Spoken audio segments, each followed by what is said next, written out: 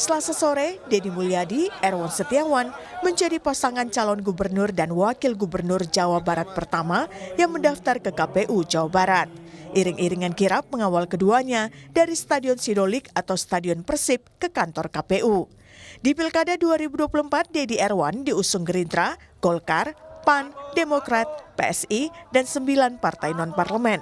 Mereka akan melawan Ahmad Syahiku Ilham Habibie yang diusung PKS dan Nasdem.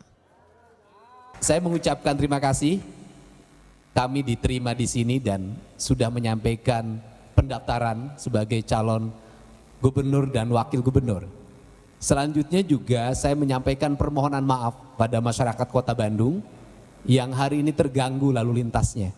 Semoga terganggu lalu lintas selama 2 jam, membangun kesejahteraan selama 10 tahun ke depan. Sementara itu, di Jawa Tengah, pasangan Andika Perkasa Hendrar Prihadi resmi mendaftar ke KPU sebagai calon gubernur dan wakil gubernur pada Selasa siang. KPU Jateng menerima pendaftaran Andika Hendi yang didukung PDIP setelah memastikan kelengkapan dokumen persyaratan dan kelengkapan persyaratan paslon. Andika Hendi akan bersaing dengan Ahmad Lutfi Taj Yassin yang diusung Koalisi Indonesia Maju. Dan selanjutnya kami siap untuk melaksanakan tahapan berikutnya dari pilkada sesuai dengan keputusan berikutnya dari KPUD Provinsi. Yang jelas masyarakat Jawa Tengah yang nanti menurut saya akan diuntungkan dengan adanya beberapa calon ini sehingga mereka bisa menentukan pilihannya sesuai dengan hati. Berbeda dengan Jawa Barat dan Jawa Tengah, KPU Jakarta belum menerima satu pendaftar pun untuk Pilkada 2024. Rencananya, pasangan Ridwan Kamil Suswono yang didukung Koalisi Indonesia Maju baru akan mendaftar hari ini. Izin Pak Ketua, kita akan sementara per hari ini kita akan daftar ke KPUD besok siang ya pada zuhur diiringi oleh semua masyarakat. Kami berdua bukan orang yang datang dari nol ya, kami berpengalaman, insya Allah pada warga Jakarta kami hadir dengan berbagai semangat pengalaman. Dulu saya wali kota dengan dinamikanya, gubernur juga, Pak Suswono Menteri Pertanian di bidang lingkungan. Sementara itu, PDIP belum juga menjawab rasa penasaran publik soal siapa yang bakal diusung di Pilkada Jakarta. Anies Baswedan yang sempat datang ke DPP PDIP tak kunjung diumumkan sebagai calon gubernur. Selain itu, beredar pula nama Pramono Anung. Kader PDIP yang juga sekretaris kabinet ini bahkan sudah mengurus surat keterangan dari Pengadilan Negeri Jakarta Selatan sebagai persyaratan pendaftaran calon gubernur Jakarta. Memang benar, sudah ada permohonan surat keterangan ke Pengadilan Negeri Jakarta Selatan yang diajukan oleh pemohon atas nama Bapak Pramono Anung dalam kepentingan untuk persyaratan pencalonan sebagai gubernur DKI. Surat tersebut sudah diterbitkan pada hari ini tanggal 27 Agustus 2024. Pendaftaran calon kepala daerah akan dibuka hingga 29 Agustus mendatang. Selama itu pula, publik masih harus menunggu siapa saja yang bakal bertarung di Pilkada 2024. Tim Liputan, Kompas TV.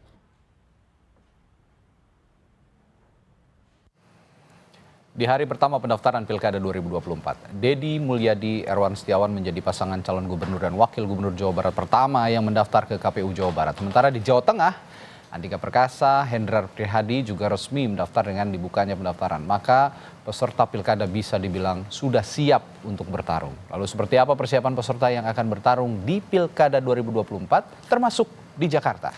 Akankah ada kejutan dari PDI Perjuangan di Pilkada Jakarta?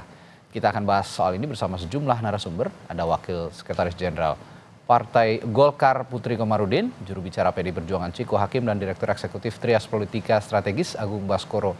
Selamat pagi Bapak-Bapak dan Ibu. Pagi. Pagi. Assalamualaikum. Waalaikumsalam. Warahmatullahi. Saya ke Putri dulu nih Put. Hari ini RK Suswono yang akan didaftarkan katanya ya ke ke KPU, termasuk Ya. juga nanti ada calon independen Dharma Pongrekun dan Kun Wardana sepertinya akan direncanakan besok. Nah, bagaimana kabar Golkar ini menyiapkan RK untuk menghadapi persaingan sejauh ini? Ya, tentu dengan didukung koalisi yang alhamdulillah sangat solid, kita punya 12 partai sekarang yang mendukung Kang RK dan juga Pak Suswono, yang masing-masing ada 10 partai yang mempunyai kursi di DPRD DKI dan totalnya 91 dari 106 kursi yang ada di DPRD DKI. Dan ini tentu menjadi modal yang insya Allah sangat kuat untuk kita nanti bisa meningkatkan elektabilitas tentunya dan juga mensosialisasikan bersama pasangan Kang RK dan juga Pak Suswono. Dan kalau kita lihat misalnya tren elektabilitasnya Kang RK sendiri kemarin ketika head to head dengan salah satu calon yang digadang-gadang kemarin menjadi salah satu calon yang terkuat di Jakarta, itu beliau elektabilitasnya sudah semakin tinggi di level 35% atau di head to head kan. Jadi ini menjadi peluang yang juga sangat baik, apalagi ini kemarin dilakukan surveinya di bulan Agustus dan ketika pendaftaran sudah dimulai tentunya akhir Agustus ini sampai dengan masa pemilu nanti di bulan November 2024, saya yakin masih akan banyak waktu untuk Kang RK dan Pak Suswono nanti mensosialisasikan program beliau dan tentu sepak terjang dan pengalaman beliau dalam mengelola wilayah industri di Jawa Barat yang tentunya akan menjadi modal yang sangat kuat. Dan ini juga akan menjadi salah satu pertarungan yang paling menarik karena daerah aglomerasi di mana kita sekarang duduk ini, daerah khusus Jakarta tentunya nanti akan menjadi salah satu percontohan bagaimana daerah khusus ibu kota ini nantinya bisa berkembang menjadi daerah perindustrian, daerah bisnis yang nantinya akan lebih strategis lagi tentu posisinya di Indonesia. Jadi tentu kami sangat berharap nanti hasilnya akan sesuai, yaitu kemenangan untuk Mas Kang RK dan juga Pak Suswono. Oke, tapi optimisme yang begitu kuat juga sepertinya akan diimbangi oleh lawan yang kuat. Dan lawan itu adalah kejutan dari PDI Perjuangan. Gimana Putri melihat ini? Iya, tentunya siapapun nanti yang akan didaftarkan oleh Partai PDIP Perjuangan dan juga partai lain yang belum bergabung dengan Kimplas, tentu kami akan bersungguh-sungguh dan tentu akan siap untuk bisa menghadapi seluruh kontestan yang nanti akan ikut bertarung, karena ini merupakan pesta demokrasi lagi-lagi seperti pada saat Pilpres dan Pileg. Tentu kita akan mengedepankan visi misi dan tentu program yang nantinya pasti akan langsung bermanfaat untuk masyarakat. Jadi insya Allah kita siap menghadapi siapapun calon yang nanti akan didaftarkan.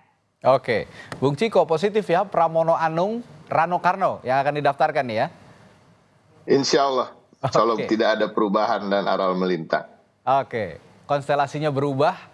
Sudah ditanya ke beberapa internal PDI Perjuangan begitu dari politisi PDI Perjuangan, tapi kami juga ingin minta penjelasan lagi dari Bung Ciko. Mengapa manuvernya begitu begitu sangat dinamis menjelang pendaftaran ini, Bung Ciko? Sebenarnya nggak dinamis amat ya, karena selama ini memang kita nama-nama yang bermunculan dan bahkan nama dari tokoh di luar partai kami yang seakan-akan sudah hampir pasti dicalonkan oleh kami itu muncul dari media dan dari tokoh-tokoh lain di luar partai. Oke. Kami di kader internal jarang sekali menyampaikan siapa yang akan kami usung selama ini. Kebetulan saya sebagai juru bicara tim nasional pemenangan pilkada selalu mengatakan bahwa semua masih berpeluang sama dan pada akhirnya memang yang terbaiklah bagi partai kami, bagi rakyat Jakarta menurut kami itulah yang kami pilih. Kenapa Mas Pramono Anung dan Rano Karno misalnya? Kalau kita bicara soal kompetensi dan kualitas tentunya tidak bisa terbantahkan. Mas Pram pernah menjadi Wakil Ketua DPR RI, artinya pernah berada di legislatif, di internal pernah sebagai sekjen, artinya manajerial secara administrasinya juga tidak bisa diragukan lagi karena partai kami adalah partai yang besar. Dan kemudian beliau menjabat sebagai sekretaris kabinet. Nah ini juga adalah jabatan yang cukup puncak kalau kita bicara terkait dengan di pemerintahan. Oke. Kalau bicara soal Rano Karno ya tentu semua orang tahu siapa Sidul, siapa Galih, kita cinta dari SMA, tapi banyak juga yang mungkin kurang memahami bahwa beliau adalah tokoh yang beberapa kali menjabat di kepala daerah, wakil bupati, wakil gubernur, dan pernah menjadi gubernur, dan sekarang anggota DPR RI. Artinya juga sebagai tokoh elektoral, beliau tidak diragukan lagi sebagai tokoh yang pernah menjabat di tempat-tempat yang strategis dan tentunya memahami betul bagaimana membangun suatu daerah dan administrasinya maupun penganggarannya dan lain-lain. Oke. Sosok Mas Pramono Anung ya yang kita bicarakan pagi hari ini. Banyak publik yang menganggap, analis juga yang menganggap bahwa kenapa Pramono Anung, karena dirinya lama berada di internal istana begitu. Dan kita tidak bisa membantah juga, sulit untuk dibantahkan juga bahwa sosok Presiden Joko Widodo adalah sosok yang berada di balik orkestrasi Koalisi Indonesia Maju. Apakah alasan itu yang menjadi penguat Pramono Anung maju di Pilkada Jakarta? Enggak juga, itu hanya salah satu faktor. Justru di situ terbukti Mas Pram sebagai kader PDI Perjuangan yang loyal, yang tetap mengikuti arahan dari DPP dan Ibu Ketua Umum. Pertama, untuk tetap bertahan dan membantu Presiden untuk mensukseskan program-program di kabinet yang sekarang. Karena memang PDI Perjuangan berada di kabinet adalah sumbangsih bagi bangsa dan negara, bukan bekerja bagi orang per orang. Nah, ini yang harus diingat. Yang kedua, di situ terbukti bahwa Mas Pram ditaruh di mana saja, ditugaskan di mana saja oleh partai, di medan juang seperti apapun, dapat bertahan dan dapat berjuang dengan cara-caranya sendiri dan mempunyai keahlian dalam bidang komunikasi politik yang sangat handal. Nah, ini semua pasti diakui oleh banyak partai politik, banyak juga tokoh-tokoh di pemerintahan maupun di luar pemerintahan. Tapi itu hanya menjadi salah satu kelebihan. Artinya kelebihannya bukan berarti karena dekat-dekat dengan pemerintah, tapi kelebihannya adalah beliau sebagai sekretaris kabinet tentunya banyak melakukan dan banyak mengetahui hal-hal yang sifatnya terkait dengan pemerintahan, terkait dengan daerah-daerah dan lain-lain. Hanya sifatnya apa ya, pengetahuan soal birokrasi yang sudah begitu mumpuni, begitu alasannya. Tapi tidak ada apa ya, rahasia-rahasia tersendiri yang dipegang di balik Presiden Joko Widodo, nggak ada ya? Enggak lah, kita nggak mau terlalu jauh ke sana. Oke, Mas Agung, menarik ini. Di era pendaftaran calon ini begitu banyak drama, padahal belum dimulai pilkadanya, baru pendaftar calon, tapi dramanya udah banyak di Jakarta, di Banten kemarin. Golkar begitu mengejutkan, langsung putar arah yang sebelumnya mendukung Andra Soni dan Dimyati. Beralih ke Airin lagi. Analisis Anda soal drama-drama yang belum tuntas ini bagaimana? Iya, akar muasalnya dari putusan MK kemarin ya 60-70. Jadi itu membuat sebuah dentuman baru secara politik, apakah kita istilahkan tsunami politik, gempa tektonik politik dan seterusnya. Tapi yang jelas putusan MK tadi menjadi kabar baik kepada masyarakat, tapi juga kabar buruk bagi koalisi-koalisi yang selama ini sudah mengkerucut di pilkada-pilkada tadi, sehingga perubahannya begitu dinamis akhirnya sekarang seperti itu. Oke, perubahannya begitu dinamis karena putusan MK. Nah, terkhusus untuk Jakarta. Ini kompetisinya ya tidak bisa kita anggap remeh juga ya, meskipun katanya kalau Anies maju lebih kuat lagi kompetisinya. Tapi ya kita lihat Pramono Anung dan Rano Karno dua-duanya adalah kader PDI Perjuangan yang merupakan partai ideologis yang punya masa yang loyal, termasuk di Jakarta. Lawan seimbang buat RK? Nah, sejujurnya tadinya saya berharap ada klimaks ketika PDIP akan mengumumkan kandidatnya di pagi hari ini atau siang nanti dan mendaftar di KPU. Apakah itu atas nama Anies Rano ataukah Ahok Rano. Tapi yang muncul Pramono Rano. Nah, ini jadi menurut saya efek kejutnya, wow factornya jadi menjadi minimalis. Ya, saya melihatnya ini agak anti klimaks malah. Nah, klimaksnya bisa jadi didapat oleh RK Suswono nanti. Jadi ini kabar baik untuk Mbak Putri, tapi juga kabar kurang baik kepada Bang Ciko. Kenapa? Karena memang di timeline sosial media berbagai platform ada semacam kekecewaan ketika yang diusung nama Mas Pram. Karena kita tahu di survei, kalau saya basisnya survei karena lembaga survei seperti itu, melihat bahwa nama beliau belum muncul. Begitu juga nama Rano kurang kompetitif ketika dibandingkan dengan Pak Ahok misalnya atau Mas Anies seperti itu. Jadi saya melihat ini menjadi tugas besar bagi PDIP untuk menggenjot mesin-mesin politiknya ketika nanti masa kampanye dimulai. khususnya mobil khusus ketika kita ngomong demografi pemilih Jakarta yang terrepresentasi melalui Islam perkotaan, kelas menengah terdidik, kemudian juga kalangan menengah ekonomi ke atas seperti itu. Jadi ini perlu digarap dengan serius sehingga bisa membuat ceruk pemilih yang digarap Pramono dengan Pak Rano ini meluas. Dan yang paling penting ini basis PDIP kan sementara ini ada di Jakarta Utara, Jakarta Barat. Ya. Sementara di PKS biasanya di Jakarta Timur, Jakarta Pusat, dan Jakarta Selatan. Nah, ini bagaimana strateginya? Kenapa? Karena PDIP-nya mengendorse dua pasang kadernya sendiri yang sama-sama kita lihat kental spirit nasionalismenya. Nah, ini bagaimana menyentuh kalangan Islam perkotaan yang selama ini terrepresentasi lewat Suswono ataupun lewat RK seperti itu. Nah, ini tugas yang tidak mudah, tapi juga bagi RK Suswono ini juga bukan membuat terlena ya. Kenapa? Karena PDIP ini punya banyak cara, banyak siasat untuk apa? Menggenjot mesin-mesinnya di bawah. Dan itu sudah terbukti ketika pileg kemarin dia mampu mengimbangi PKS dengan raihan 15 kursi seperti itu. Kalau Pram Rano kerjanya kan lebih keras nih Bung Ciko, gimana? Ya nggak apa-apa, PDI Perjuangan biasa bekerja keras, kami tidak pernah punya kekhawatiran untuk melawan siapapun, dan ini sudah terbukti, ini bukan kata-kata kiasan atau bualan ya.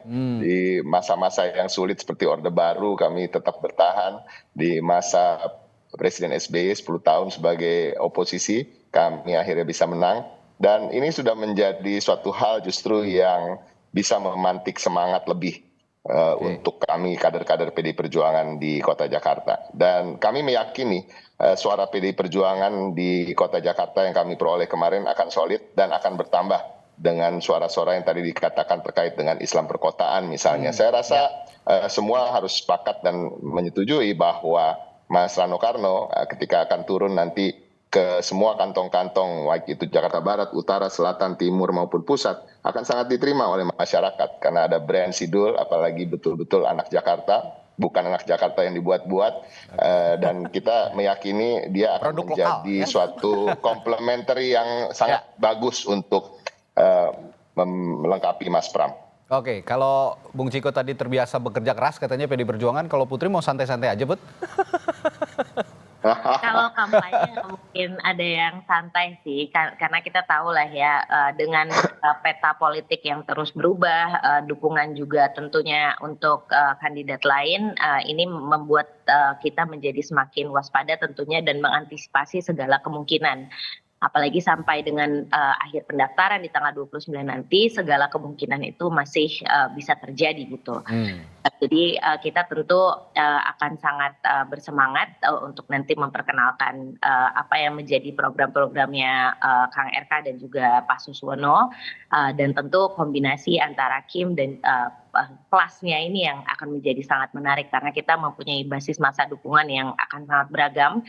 Tentu nanti akan menjadi salah satu basis kekuatan terbesar kita dan tentunya akan mempermudah kita untuk menyerap lebih banyak lagi aspirasi dari berbagai elemen masyarakat di Jakarta yang tentunya tidak hanya datang dari Jakarta saja tapi tentu daerah penyokong sekitarnya yang memang notabene datangnya dari Jawa Barat, di mana disitulah Kang RK mempunyai basis massa terkuat dan tentu kekuatan dan pengalaman yang paling banyak di situ.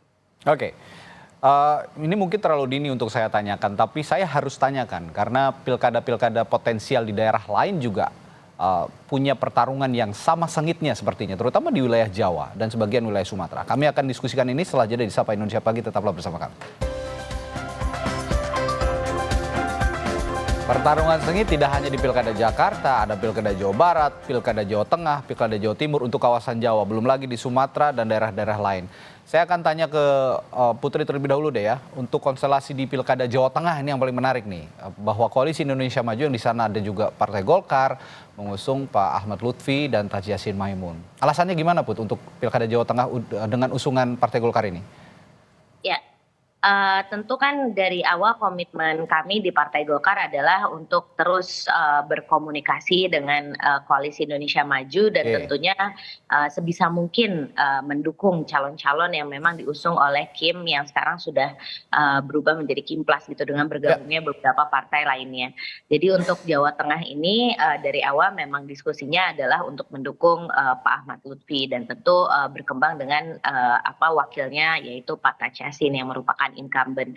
Jadi dengan peta elektoral tentunya di Pulau Jawa yang masih menjadi basis massa terbesar, Jawa Tengah juga DPT-nya jumlahnya 25 juta sekian, hampir 30 juta, dan ini tentu menjadi basis massa, salah satu basis massa yang sangat strategis juga di Pulau Jawa. Tentu kami juga berharap bahwa ini nanti bisa menjadi salah satu peta kekuatan Koalisi Indonesia Maju Plus ini untuk bisa mendukung pemerintahan Pak Prabowo dan Mas Gibran ke depannya. Jadi tentu dengan bertarungnya Pak Ahmad Lutfi nantinya dengan Pak Taci Yassin, kami juga sangat berharap bahwa nanti seluruh program strategis yang ada di Jawa Tengah ketika beliau berdua menang itu nanti bisa berjalan dengan lebih lancar. Dan tentu insya Allah akan memenangkan pilkada di November ini. Lawannya adalah Andika Perkasa, calon lawannya, dan juga Hendrar Prihadi. Bang Ciko, Pak Andika dan Pak Hendrar Prihadi ini akhirnya mau maju, latar belakangnya apa nih? Artinya gini, memang dua nama ini yang memang sejak awal dalam tanda kutip ya bertarung keras di internal untuk memperoleh tiket dari PDI Perjuangan, dan termasuk Mas Bambang Pacul. Namun Mas Bambang Pacul tentunya kita tahu semua tidak bersedia, dan kemudian kita telah melakukan simulasi beberapa kali, mengeksersis nama-nama, bongkar pasang dengan tokoh luar, termasuk Taci Yassin juga ada nama itu sebelum ini ya digadang-gadang untuk maju bersama kader kami. Namun akhirnya Ibu Megawati Soekarno Putri dan senior-senior kami di Dewan Pimpinan Pusat memberikan keputusan dan memberikan rekomendasinya untuk kedua tokoh ini. Nah, kami sebagai penguasa dalam tanda kutip di Jawa Tengah dengan suara yang signifikan, dengan pemilih yang loyal, yang daerah yang sering disebut sebagai kandang banteng, tentu mempunyai rasa confidence ya, percayaan diri yang tinggi untuk bisa memenangkan dengan mesin partai kami yang begitu kuat dan teruji. Apalagi sekarang tokoh yang dimajukan Bung Andika Perkasa dan juga Mas Hendi tentunya tidak diragukan lagi, dikenal oleh masyarakat setempat sebagai tokoh nasional tentunya Mas Andika. Kalau Mas Hendi tentunya mantan wali kota Semarang yang cukup sukses dan dapat mengangkat kesejahteraan masyarakat Semarang dan mengelola kota dengan sangat baik. Dan ini suatu hal yang saya rasa bagian dari perjuangan kami untuk PDI Perjuangan dan untuk rakyat Jawa Tengah dan seluruh Indonesia sebisanya dengan putusan MK yang 60 dan 70 itu kami memang ingin memajukan kader-kader kami yang memang selama ini kami persiapkan untuk maju menjadi pemimpin di daerah masing-masing atau jabatan pemerintahan lain. Ya. Jawa Tengah, Mas Agung, lagi-lagi sepertinya dampak putusan MK juga impactnya cukup besar di Jawa Tengah. Termasuk tidak jadinya seorang Kaisang Pangarep maju di Pilkada Jawa Tengah. Dan akhirnya Kim mengusung Ahmad Lutfi dan Taci Yassin. Ini dua pasangan ini bukan representasi sepertinya dari Presiden Joko Widodo. Kalau sebelumnya Jokowi ini punya representasi di Jawa Tengah untuk menandingi kekuatan besar PDI Perjuangan di Jawa Tengah. Nah, dua pasangan ini, analisis Anda soal persaingannya bagaimana? Iya, kalau secara personal ini perang bintang ya. Satu bintang di polisi, TNI, satu bintang di TNI. Gitu. Tapi yang menarik ketika dibedah secara elektoral, memang saya melihat kalau dibedah lebih dalam lagi matriks elektoralnya, dalam tanda petik sementara ini saya lihat lebih utuh, lebih sempurna itu di pasangan Ahmad Lutfi dan Taci Yassin. Kenapa? Karena merepresentasikan pemilih nasionalis dan religius. Sementara di PDIP ini sama-sama nasionalis. Nah, tugas berat lagi nih. Jadi PDIP berjuang lebih keras lagi. Tapi kan basisnya PDI itu kuat di Jawa Tengah. Tapi ini pemilih pilkada. Ya. Seperti uji pada figur, saat Ganjar dengan Taci Yassin ya. Ini duet yang sudah teruji, saling melengkapi begitu kira-kira. Jadi PDIP harus berjuang keras lagi setelah Jakarta, Jawa Tengah. Kenapa? Karena ceruk pemilih yang disasar secara elektoral itu mirip sama antara Andika Perkasa dengan Mas Hendrar Prihadi seperti itu. Berbanding terbalik dengan Ahmad Lutfi dengan Taci Yassin. Apalagi Taci Yassin di sini adalah petahana wakil gubernur yang punya basis, kemarin juga terpilih, suara DPD-nya luar biasa sangat besar. Artinya mesin politik ini masih panas. Nah, pertarungan antar dua pasang ini saya kira akan menarik juga dengan seperti halnya di Jakarta tadi. Namun yang akan ditunggu oleh publik apa kejutan-kejutan yang bisa dilakukan PDIP untuk memastikan Jawa Tengah ini kandangnya banteng, bukan kandang yang lain. Tapi ini nggak gampang. Ya nggak Oke. mudah. Kenapa? Karena Pak Ahmad Lutfi dan Mas Tad Yassin saya kira juga punya format strategi yang luar biasa karena didukung oleh koalisi gemuk. Oke. Otomatis semua mesin-mesin politik mereka akan bekerja dan ini bagi Banteng saya kira tantangan yang lebih luar biasa lagi sebagaimana di Jakarta seperti itu. Tapi kan kejutannya setelah Kim mengusung seorang jenderal polisi bintang 3, Iya. lawannya langsung dilawan oleh jenderal Jenderal TNI bintang 4. Persis. Ini yang dibilang perang bintang gitu di Jawa Tengah. Nah, Anda tidak melihat sisi perangkat-perangkat di balik itu, seperti memang ada unsur TNI Polri di balik itu? Ya kalau Mas Andika ini kan di level lingkupnya nasional gitu. Oke. Sementara Pak Ahmad Lutfi ini basisnya jelas di Jawa Tengah. Oke. Jadi di politik, di pilkada spesifikitas, kemudian detailitas itu menjadi utama. Kenapa? Karena kerja-kerja yang dilakukan harus terukur dan teratur gitu. Nah Pak Andika harus memulai itu lagi dari awal. Walaupun tidak awal-awal banget, tapi untuk memastikan pengaruh magnet figurnya itu benar-benar menukik dan menajam di Jawa Tengah. Karena selama ini beliau kan luas cakupan wilayahnya sangat besar Indonesia seperti itu. Nah itu sedikit banyak akan terdorong dengan Mas Hendy. Nah tapi saya kira format ini sangat menarik. Kenapa? Kalau dibedah secara elektoral di survei semuanya masih kompetitif.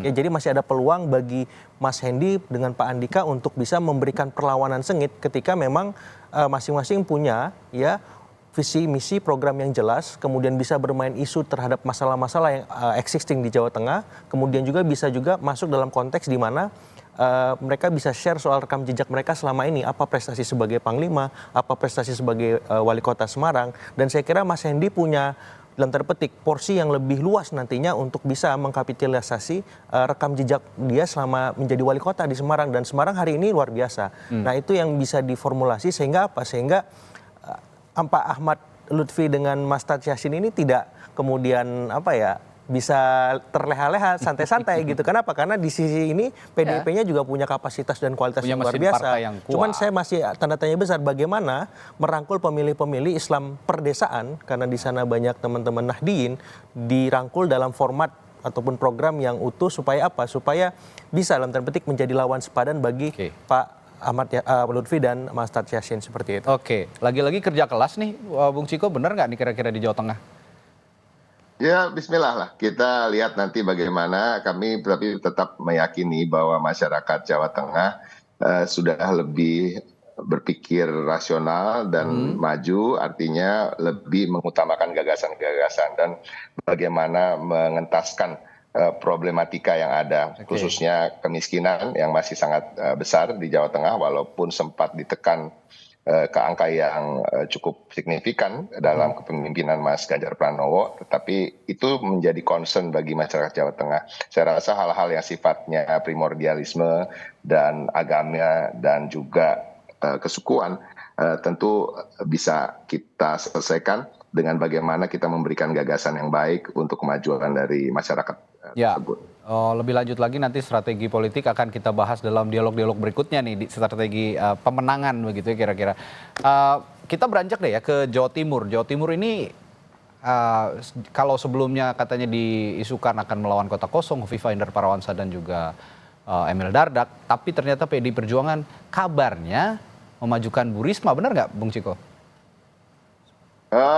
Kita lihat nanti ya. Saya nggak berani mendahului nanti. apa yang belum menjadi keputusan resmi gitu. Dan kita tunggu bagaimana Ibu Megawati Soekarno Putri akan bersikap terkait dengan Jawa Timur. Namun memang bocorannya dalam beberapa hari terakhir Mbak Risma sering berada di Jawa Timur. Bahkan kemarin ketika ada pengumuman calon pilkada di gelombang ketiga di DPP, beliau tidak bisa hadir. Biasanya hadir karena sebagai salah satu ketua DPP, namun tidak hadir, minta izin untuk turun di Jawa Timur. Ya, kita lihat saja nanti bagaimana dan dengan siapa, apakah memang ada nama Bu Risma atau tidak sama sekali, apakah PDI Perjuangan akan maju sendirian atau bersama dengan partai lain, ya kita nantikan saat. Oke, tapi kalau sepertinya kalau di Jawa Timur untuk bertarung sendirian agak sulit nih PDI Perjuangan karena basisnya basis Nahdiyin yang begitu kuat begitu. Kabarnya dengan PKB nih, Bung Ciko? Bisa. Tapi kalau kita mau jujur, di internal PDI Perjuangan sendiri, tokoh Nahdien juga banyak. Dan kalau bisa dilihat dari survei ya, Mas Agung mungkin bisa lihat ya, di 2 pemilu bahkan 3 pemilu belakangan, pemilih Nahdien itu paling banyak memilih partai PDI Perjuangan, baru kemudian PKB, atau kebalikannya. Jadi antara itu dua aja yang dipilih oleh pemilih Nahdien kalau kita lihat. Kemudian ada Golkar juga di sana. Ini acuannya di Pilpres 2020 di Pileg 2024. Dalam 3 pileg berturut-turut, pemilih Nahdien yang memilih PDI Perjuangan itu kita selalu berada di top 2 lah, di 2 besar. 2018 tapi kalah Bang sama Ibu Khofifah dan Emil. Putih Guntur sama Pak Gus Ipul. Nah, itu kan padahal punya representasi Nahdien itu juga Gus Ipul. Artinya dengan kita taruh tokoh Nahdien pun bisa kalah. Oke, Put, Jawa Timur gimana Put sejauh ini? Ya, kalau untuk Jawa Timur tentu Partai Golkar itu menjadi salah satu partai terdahulu yang menyatakan dukungannya kepada Bu Khofifah dan juga Mas Emil Dardak. Dan ini merupakan salah satu strategi yang menurut kami terbaik untuk Jawa Timur, karena memang beliau berdua sudah terbukti melakukan banyak perubahan dan sangat berprestasi dalam memimpin Jawa Timur. Dan tentu Jawa Timur dengan penduduk dan juga DPT yang jumlahnya 31 juta ini juga menjadi salah satu basis kekuatan dari Pak Prabowo dan Mas Gibran kemarin. Jadi tekad kami untuk terus bersama-sama dengan Kim membangun strategi keberlanjutan ini tentunya kita berhasil laksanakan juga di Pilkada Jawa Timur ini, dan tentu nanti kita juga akan menunggu surprise dari Mas Ciko dan teman-teman di PDIP dan partai lain yang belum mendaftar, siapa yang akan diusung oleh mereka nanti di Pilkada ini, dan tentu akan tetap siap untuk menghadapi siapapun calonnya itu, baik itu nanti misalnya dari kaum Nahdien ataupun dari basis elektoral lainnya. Jadi ya tentu tanggal 29 ini akan penuh kejutan, dan kita juga akan mengantisipasi seluruh dukungan-dukungan yang nanti akan disampaikan oleh partai-partai lain juga. Oke, pertanyaan saya berikutnya adalah Golkar dan PDI Perjuangan akur di Banten untuk mengusung Airin. Nah, gimana nih manuver yang kemarin dilakukan Partai Golkar untuk mengusung Airin Rahmidiani dan pasangannya dari PDI Perjuangan? Akhirnya akur, latar belakangnya apa, Putri? Ya, sebenarnya kalau untuk dukungan kepada Bu Airin itu dari awal ya, memang sudah. Bukannya awalnya ke Andra Soni dan Dimyati? Ya, tapi dari sebelum masa pendaftaran pilkada ini memang kami dari awal telah menyiapkan Bu Airin, karena beliau memang salah satu kader terbaik perempuan di Partai Golkar. Selain beliau sebagai wali kota Tangerang Selatan juga telah berprestasi, tentu beliau juga adalah ketua umum saya di Kesatuan Perempuan Partai Golkar, dan terbukti sekarang suara dari Partai Golkar itu dari basis perempuan, dan tentu untuk kursinya itu bertambah. Jadi prestasi-prestasi dan pengabdian beliau ini tentu menjadi salah satu faktor konsideran ketika kita mendukung Bu Airin. Jadi untuk pencalonan Bu Airin kemarin kita berkomunikasi intensif juga dengan Partai Koalisi Indonesia Maju tentunya, dan tentu kami juga sangat berterima kasih karena pimpinan di Partai Koalisi Indonesia Maju ini merestui kami maju dengan PDIP, dan tentu kami tetap akan berkomunikasi dengan beliau-beliau untuk bagaimana kita bisa jalan berdampingan lah di Pilkada Banten ini, tentunya dengan tidak mengesampingkan nanti asas-asas demokratis dan juga kompetitif yang akan dibawa pada Pilkada ini. Jadi kalau Mas Ciko punya surprise di DKI, di Jawa Timur, ya kita surprise-nya kemarin di Banten. Dan tentunya ini juga sangat mewarnai peta demokrasi kita, karena ini adalah bukti bahwa memang walaupun kita tetap berkoalisi di banyak provinsi strategis lainnya, tapi karena demokrasi kita yang tetap berjalan, tentu kita masih bisa mengusung pasangan calon lain dengan partai non koalisi Indonesia. Ya, memang banyak sekali kejutan yang membuat kita tercengang di Pilkada serentak tahun ini, termasuk juga berita terbaru soal batalnya Ahmad Riza Patria nih di Pilkada Tangerang Selatan, diusung oleh Partai Gerindra dan koalisinya. Tapi terakhir saya mau tanya ke Bung Agung, ini tadi kita bahas Banten dan Jawa Timur. Kalau lihat Koalisi Indonesia Maju kan diupayakan di semua provinsi pilkada gitu, ini bisa solid. Tapi ternyata di pilkada Banten kayaknya rontok nih. Kalau terkhusus untuk bicara Koalisi Indonesia Maju, upayanya dalam membangun koalisi yang solid, terus di pilkada sebenarnya masih bisa berlanjut nggak sih?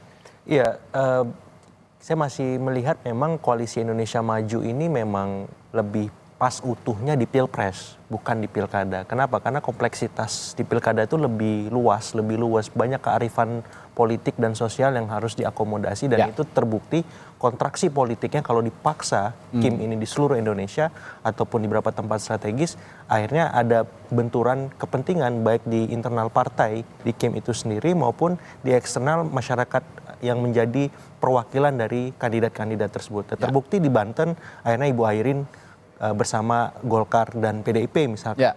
Dan di sana Kimnya jadi bukan Kim plus tapi Kim minus kan, seperti itu. Di Jabar juga bisa jadi ada kemungkinan Pak Ahmad Saiku sama Pak Ilham Habibie maju. Nah di sana Kimnya juga Kim minus gitu. Bukan jadi Kim versus plus gitu ya. Plusnya di situ ada Nasdem, ada PKS. PKB-nya nggak tahu kemana. Di Jatim kemudian solid, di Jateng juga solid, dan saya akan lihat di Jakarta apakah solid, dan kemungkinan besar solid. Jadi ada beberapa tempat yang saya kira seperti Banten dan Jabar tadi memang tidak bisa dipaksakan. Bahkan di beberapa tempat misalkan di beberapa provinsi lain juga demikian. Sehingga memang saya lebih melihat bahwa ini akan dikembalikan lagi ke anggota masing-masing. Karena ini akan bisa menampung keanekaragaman, kemajemukan politik kita dan kebutuhan aspirasi masyarakat kita. Kalau misalkan tidak, saya khawatir partai-partai menengah atau beberapa partai besar itu akan dirugikan dengan skema Kim atau Kim plus dan seterusnya ketika ada momen-momen krusial politik elektoral, apakah itu nanti di Pileg, Pilpres, Pilkada di 2029. Nah, idealnya ini mengalir tapi tetap terkonsolidasi seperti itu. Baik. Terima kasih narasumber saya pagi hari ini. Kita nantikan kejutan apa lagi nih yang akan hadir di Pilkada serentak tahun ini, menarik untuk terus kita simak. Wakil Sekretaris Jenderal Partai Golkar Putri Komarudin, lalu juru bicara PDI Perjuangan Ciko Hakim dan Bung Agung Baskoro. Terima kasih sudah hadir di Sapa Indonesia pagi hari ini. Sehat selalu Bapak-bapak dan Ibu. Sampai jumpa lagi. Assalamualaikum. Salam. Thank you. Thank you. Terima kasih Putri.